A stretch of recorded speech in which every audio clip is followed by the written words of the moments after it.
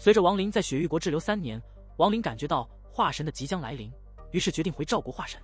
亡灵一路飞向赵国。40年前，他走过同样的道路，那时他刚刚进入元婴期。今天，他顺着原路返回赵国，这次他即将化神，选择准备之地。这一来一回，意境天地之差。在一片陌生的大地上，亡灵遇到了大雨，他没有施展法术驱散雨水，而是用树叶凝聚成伞，步行在山林之间。他遇到了一座废弃的古庙，庙内无佛，只有半截基殿。正当他体悟着若有若无的意境时，几个大汉闯入了庙宇，打破了雨夜的宁静。就在亡灵准备离开时，一个长发大汉身穿薄衫，步伐不快，却给人一种缩得成寸之感。他进入了庙宇，经过亡灵身边时，轻易一声停了下来，仔细打量亡灵，露出温和的笑容，自我介绍道：“在下莫志，阁下是？”亡灵内心警惕，但表面上不动声色，以大牛自称。莫志邀请亡灵坐下，两人在雨夜中共论道法。亡灵轻笑着接受了邀请，同时拿出酒壶小酌。莫志对亡灵的修为感到赞叹，认为他已达到意境锁魂、云霄有望的境界。亡灵内心震动，但表面上只是轻笑，避开了这个话题。篝火旁的大汉们听不懂他们的对话，嘲笑他们说得像疯子。莫志却以一种哲学的方式回应，谈到了疯狂与天道的关系，而亡灵则提出吃字，认为这是修道之人应有的状态。莫志对亡灵的见解表示赞同，但在对话中，他的眼神突然变得迷茫，甚至忘记了他们的对话内容。亡灵对此感到震惊，但他没有表现出来，而是继续与莫志探讨生与死的意义。莫志用火、水洼、人的情感和庙宇的变化来解释生死，他的见解深刻而富有哲理。亡灵被莫志的话深深触动，他开始理解生与死的真正含义。莫志的每一句话都像是晴天霹雳，照亮了亡灵心中的迷雾。莫志的意境是忘境，他忘记了一切，只剩下对道的追求。在莫志离开后，亡灵独自留在庙宇中，他的内心豁然开朗，对生死的感悟让他的心境达到了化神的要求。他现在可以随时化神，但他知道这里不是合适的地方。亡灵加快了步伐，离开了庙宇。亡灵清楚，修士化神之路向来荆棘丛生，却也分叉为二。意图乃是通过感受他人意境，模仿而化神。此法虽简，却受限于化神修士是否愿意敞开意境之门，故而多为门派中元婴大圆满者所想。另一图则需修士独自感悟天道，体会心境，自获意境，虽难，却能超越前者，达到更高的境界。亡灵面对化神之选，毅然决然地选择了后者。他深知唯有自己的感悟，才能在化神之路上走得更远。他飞行于雨夜之中，穿越古传宋镇，最终回到了赵国，这片他出入修真之地。如今他将在这里完成化神的壮举。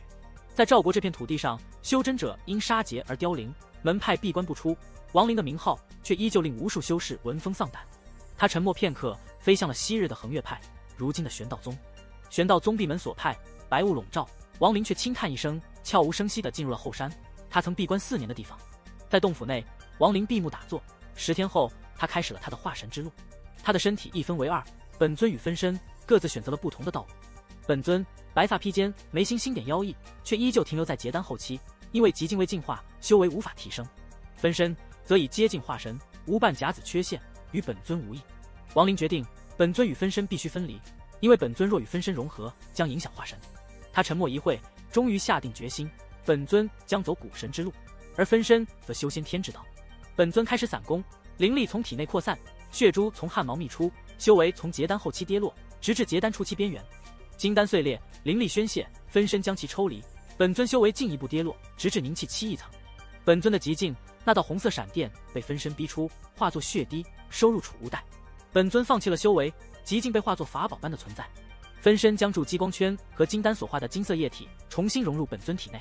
本尊运奇古神诀，灵力被身体吸收，红色光环中的红气也钻入本尊体内。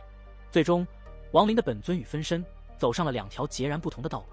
本尊炼体追求古神之道，分身修内追求先天之道。两者虽同为亡灵之身，但在未大成之前，只能短时间融合，一旦融合，实力将数倍提升。亡灵面临着一个重大的抉择，成为古神。但古神之路异常艰难，需要经历3损7劫的考验，每一次都是生死边缘的挑战。亡灵的本尊在古庙的顿悟中，深刻体会到生与死的意境，决心踏上这条古神之路。在亡灵的注视下，本尊开始了脱胎换骨的变化。他的身体逐渐达到了古神的一星标准，红发如血，眉心的紫色星点缓缓旋转，散发出古铜色的光芒。亡灵从储物袋中取出血煞球，使得本尊的煞气达到顶峰，与古神之地的拓森有了一丝神似。本尊在吸收了大量丹药和灵力后，身体变得更加坚硬，甚至露出金属之色。金色的丝线从他的毛孔中钻出，形成了一个巨大的金茧。金茧内传出磅礴的威压和强悍的生机，最终金茧破裂，本尊走出，红发披肩，眉心的紫色星点如同太极般旋转，他的目光深邃内敛，仿佛蕴含着血海。本尊的古神炼体完成了第2次蜕变，每一次蜕变所需的灵力都是之前的无数倍，难度也随之增大。亡灵测试了本尊的新身体，飞剑无法伤及分毫，甚至被本尊轻易折断。本尊随后下沉，进入星球地心，接受古神的考验，这是成为真正古神的必要过程。亡灵明白，古神之路充满了孤独和寂寞，需要忍受无尽的孤独，习惯并最终享受寂寞。古神的消失是亡灵心中的一块大石，他知道，一旦有人知道他的本尊正在修行古神之道，将会有灭顶之灾，因此他必须保密。在本尊沉寂之后，亡灵在洞府内开始了自己的化神过程。他扩散生死意境，覆盖整个赵国，引发了天地异变。赵国的凡人和修士都感受到了这种异变，无论是皇帝还是百姓，无论是修为高低的修士，都在这一刻跪拜在地。赵国的元婴修士们惊慌失措，他们猜测有人在此地化神，这种猜测让他们内心狂喜。亡灵在洞府内，身体闪烁着七彩光芒，他的元婴从头顶飘起，与他的肉身做出相同的动作，手中的法诀也一模一样。随着元婴的完全遁出，天地间的灵力疯狂地向他聚集，形成了一个巨大的漩涡，肉眼可见，如同一个倒置的漏斗，自下而上，越来越大。天空中也出现了异变，一个巨大的黑洞在万里无云的高空中慢慢成型，闪烁着点点星芒。亡灵的元婴抬头望向黑洞，双眼亮起2道光芒，穿透石壁，直接望入黑洞之内。他内心一震，那黑洞中的世界正是古神图斯记忆中的星空，也就是朱雀星外。化神之时，元婴会进行一系列进化，这一过程需要极大的灵力，凭借意境可以打开一道天外通道，吸收磅礴的灵力，使得化神得以成功。这是每个修士在化神之时都会获得的一次机会。黑洞的出现让整个赵国的元婴修士立刻确定有人在赵国化神。黑洞内的灵力如同洪水怒涛一般流出，全部被亡灵所在位置的巨大漩涡漏斗吸收，随后经过一系列改变，融入进亡灵头顶的元婴体内。慢慢的，元婴体内闪烁出七彩之光，这光芒越来越亮，最后几乎包裹了整个后山。玄道宗全部笼罩在七彩光芒之中。这一刻，四周的修士心中充满了激动与虔诚，双目不约而同地露出狂热之色。此生能见识一次修士化神，对于他们来说是这一辈子最珍贵的宝藏与回忆，甚至对于修炼也有着极大的好处。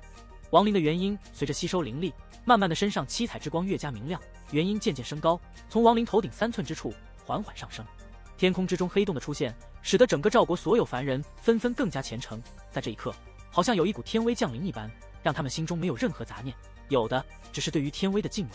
距离黑洞越近的凡人城池，其内人们的感觉就越深，尤其是那在黑洞附近的村落，其内的所有孩童居然一个个呆呆地看着天空。若是有修士在此，立刻便会发现，在这些孩童的头顶隐约有一条光带，这光带所向正是天空的黑洞。实际上，在4级修真国，每当修士化神之时，都会选择自己的家乡，因为在化神的一刻，天外通道打开，会使得距离其最近的凡人产生一丝异变。没有灵根的，甚至可以产生后天灵根。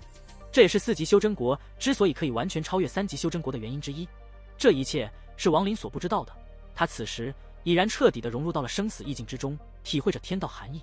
随着灵力越来越多的融入，亡灵的元婴越升越高，顶棚的石壁没有丝毫阻碍地被元婴通过，渐渐元婴飘出后山。在这一刻，四周所有的修士此生也无法忘记的一幕出现了。只见一个闪烁刺眼七彩光芒的小人乘盘西坐，缓缓升空。这元婴一出现，四周的灵力顿时疯狂地涌来，如同醍醐灌顶般把元婴包裹。紧接着，元婴的双手慢慢地动了起来，一个个古怪的法诀在其手中捏出，迅速变换。这一过程持续了很久，亡灵的元婴在这灵力的灌输下，双手法诀越来越快，几乎形成残影。渐渐，元婴之外的七彩光芒缓缓收敛，最终没有一丝一毫再表现出来，而是完全被元婴内敛。紧接着，亡灵元婴的整个身体蓦然间变得半透明起来，好似随时可以消散一般。在这一刻，天空之中的黑洞喷出最后一股灵力，渐渐收拢，最终消失。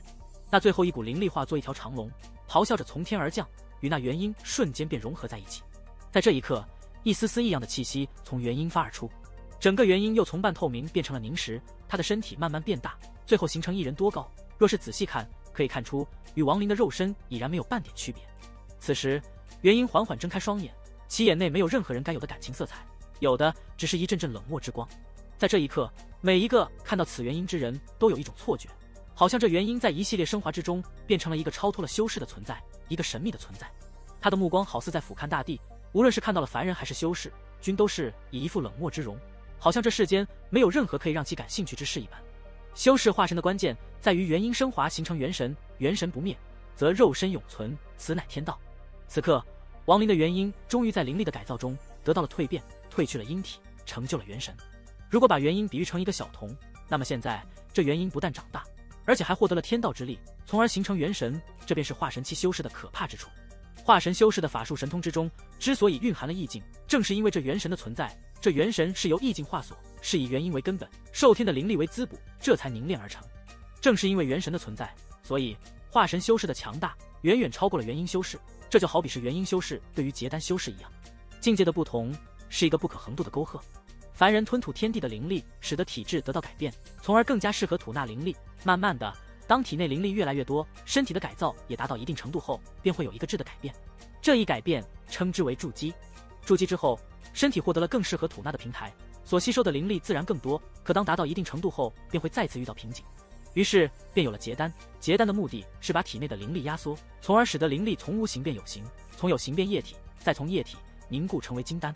金丹一出，缓解了身体的压力，于是便可再次吐纳吸收天地的灵力。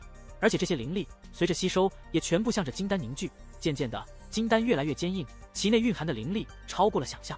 这也正是结丹修士对于筑基修士来说，好似天一般的存在，根本无法抵抗的根本原因。毕竟其灵力已然庞大的难以想象。修士结丹之后，经过常年的吐纳，身体会再次遇到瓶颈，也就是结丹后期。此时单纯的吐纳灵力已然无法解决问题，于是便有了修士第二次质变。这是一次不算彻底的质变，但对于修士来说，却是一次天翻地覆的变化，一个达到真正逆天修真的第一个脚步。金丹碎裂，元婴诞生。元婴之所以带一个元字，正是因为元为道之第一字，又称之为玄，乃一切道之始。这个玄字则是金丹碎裂，元婴诞生的根本，一个玄妙的变化，一个升华的改变。这一过程取自凡人之中的怀胎生子，此乃天道常轮。金丹好比10月怀胎之盘，经过运化，使出生命，这生命称之为婴儿。于是这元婴一词便出现了。道家修炼取的也是这个意思，金丹碎裂，诞生一个道婴，寻的是生生不息，转世重生之意。元婴出现，吸收的天地灵力，比之结丹，根本就是无法言辞表达，完全就不是一个境界。拥有了元婴之体，便表示着从此之后有了逃脱轮回的可能，有了与天斗的本钱，有了行逆天之事的资格。元婴达到一定程度，便是化神。这化神的难度对于天资要求反倒不如以往那么高，他注重的是感悟，是对于天道的感悟。修士结婴后获得了与天斗的资格，但要超脱轮回，必须了解天道和轮回。感悟天道是玄妙的，非懂即不懂，无法通过灵力多少来弥补。感悟天道能让人挥舞起神兵利器，即化神的境界。化神修士能挥舞天地之力，这是他们强大的原因。亡灵在化神后明白了这些道理，元神与肉身完美融合，灵力全部消失，与元神合一。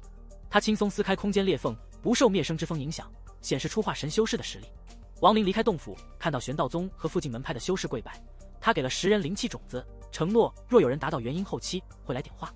特别关照了一位白衣中年男子，是王卓转世，给了他3次保命的机会。亡灵告诉他们，等他们达到元婴期，会记起前世之事。他留下一个木雕保护赵国3次入侵，随后离开。数百年内，木雕确实为赵国免除了一次入侵之灾。